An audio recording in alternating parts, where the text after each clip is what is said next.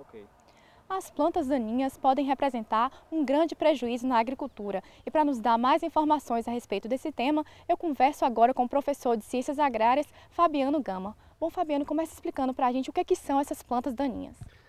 Na verdade, as plantas daninhas são todas as plantas que surgem no plantio, né, na cultura principal. Por exemplo, você está plantando milho, qualquer outra planta que surge na propriedade, na área de plantio, é uma planta daninha. Até mesmo, por exemplo, considerando o milho como a cultura principal, se aparecer o feijão, ela também é considerada uma planta daninha. Então são todas as plantas indesejáveis que aparecem dentro de uma plantação.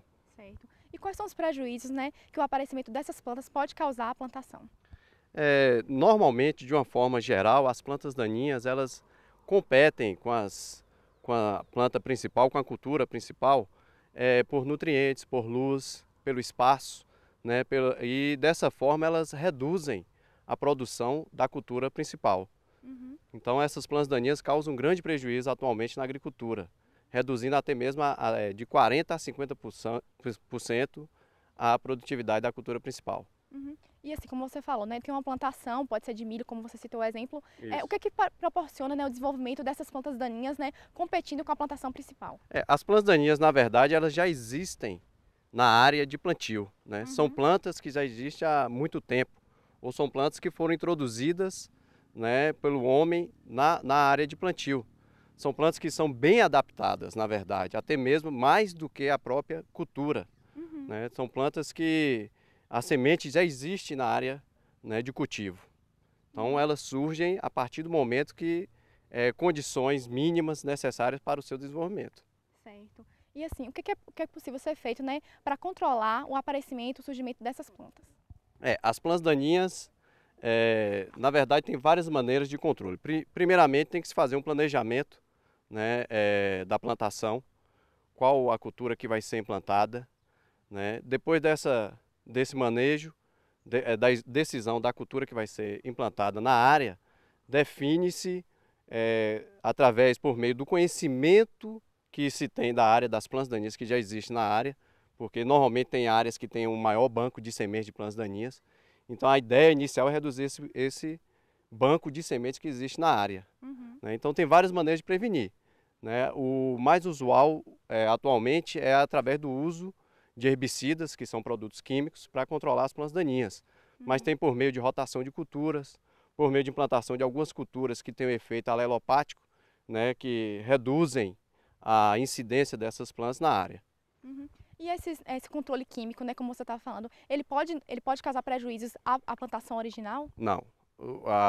O controle químico normalmente é definido por um técnico, né, especializado na área, normalmente um engenheiro agrônomo, que por meio da cultura que está sendo implantada, ele define quais herbicidas poderão ser utilizados naquela plantação. Herbicidas que podem ser utilizados antes da semeadura da cultura, após a semeadura da cultura, e dessa forma reduzir a infestação dessas plantas daninhas.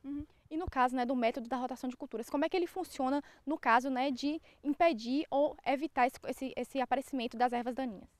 A rotação de culturas, na verdade, ela não é bem um método específico para o controle, mas porque a rotação de culturas, tem culturas que têm uma possibilidade maior de competir com as plantas daninhas, porque fecham a área, né?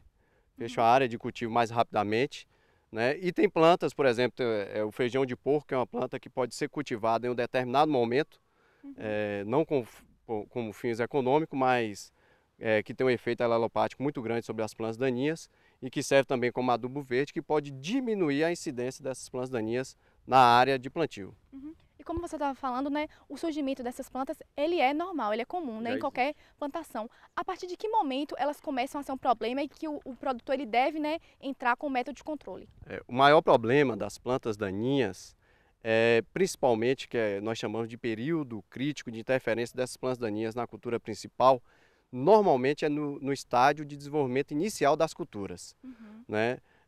Por exemplo, no milho, normalmente são nos 30 primeiros dias, na mandioca, em torno dos 100 primeiros dias. Então, o que se recomenda, de uma forma geral, para a maioria das culturas anuais, e das outras culturas é diminuir essa competição das plantas daninhas no estágio inicial de desenvolvimento das culturas.